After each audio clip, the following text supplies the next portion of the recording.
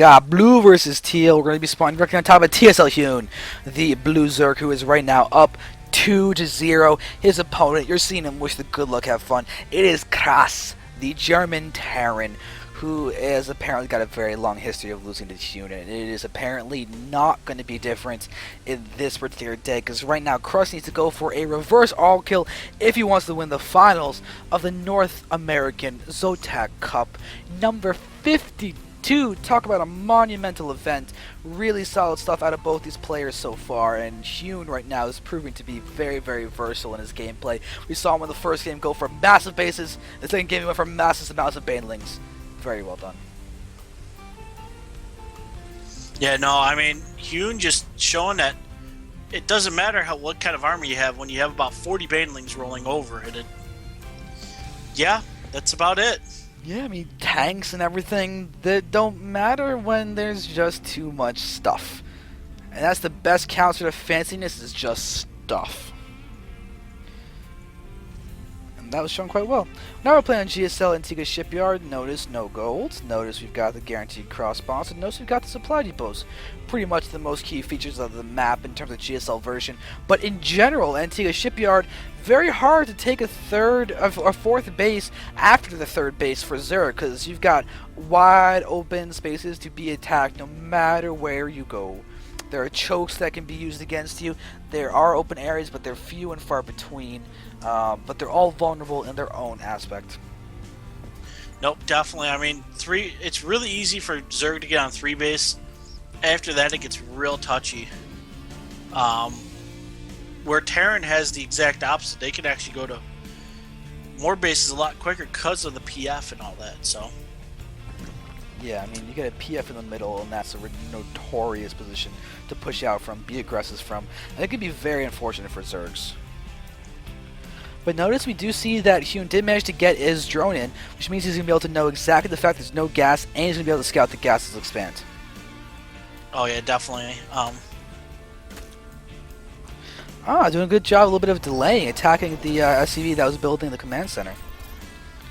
The command center production actually had to be stopped for KrasS. He doesn't want to lose this SCV. There's his marine, and now he'll be able to continue production. Nope, he'll be just fine. I want to see what KrasS is planning on doing, because like you say, he's got to do the reverse all kill, so. I would kind of expect him to do something weird.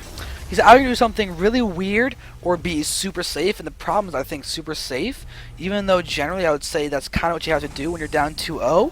I think that KrasS needs to do something insanely all-in this game to try and catch Hyun completely off guard, because standard play has not worked against Hyun so far. So if KrasS can go for ridiculous all-in, take this game, and then I would even say go for a standard game after that, and then go for a crazy all-in for the 5th game, I think that's KrasS's best way. On the flip side, KrasS may have to deal with Hyun going for a massive all-in of his own to try and get an easy 3-0. Yeah, I mean, at this point, Hyun could really do just about anything he wants. Because this is actually a throwaway game for Hyun, if he wants it to be. He could do some major just cheesiness all-in if he wants, or, whatever. Oh, look at what KrasS is doing.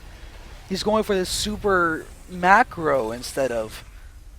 Oh my god, he really is going for a ridiculous build. He's not going crazy all-in, but he's going for a ridiculous build. He's going for the reactored Hellion triple expansion.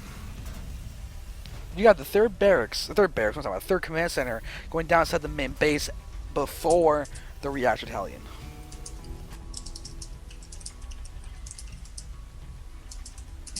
It's crazy.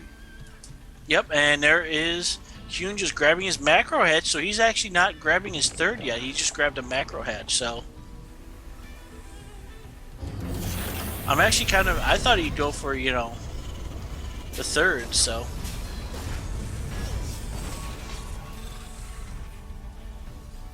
Yes.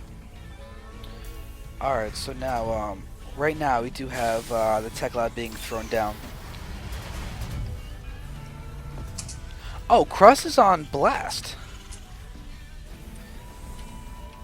That's what I thought. I knew he was on a team. Okay. Anyway, thank you, We Focus, for that. You are officially awesome. More awesome than you were before.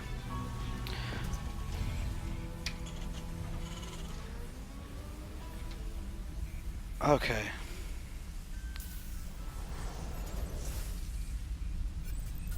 I love the placement of the bunker from KrasS.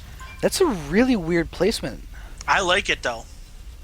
It's so different from being at the front. I mean, normally you do see people walling off with the supply depots and everything at the front, but it looks like KrasS is trying to be more defensive earlier on.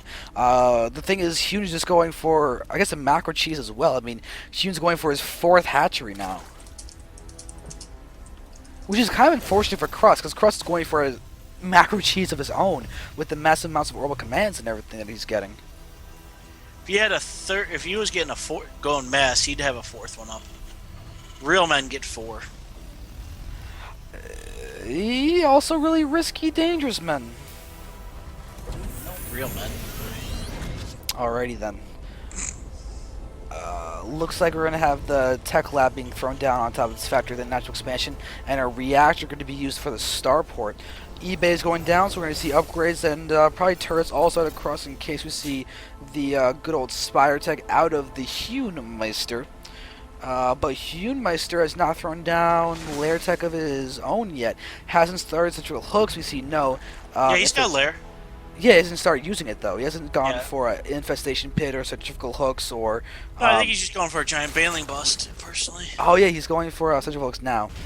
But you see him just shutting down some of those Hellion presence at that 3rd base. We see that 3 drones were killed, but we've got some of the best colors for baling butts right now, just waddling across the map. I'm feeling baling bust right now. You think high economy lair tech baling bust? Yep. That could be interesting, but oh, this command center's in for an unhappy day. Because there's creep there. There's actually a fair amount of creep too. That's not even going to be spreading anymore. That's just there. And now as he's going to start building the refineries there, and Hyun's going to get a blatant scout of all of that. Yep, and look at this. Here comes all those lings. They may be able to save the Overlord. They're going to save that Overlord. Oh, that is obnoxious. They kill off the SCVs, and now KrasS is just shaking his head yet again, just going, oh my god, Hyun. The Hyun-meister.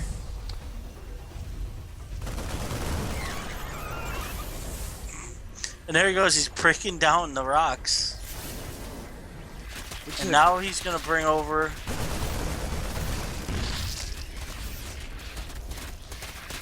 But I don't know why KrasS would land it, because he knows the lings are there.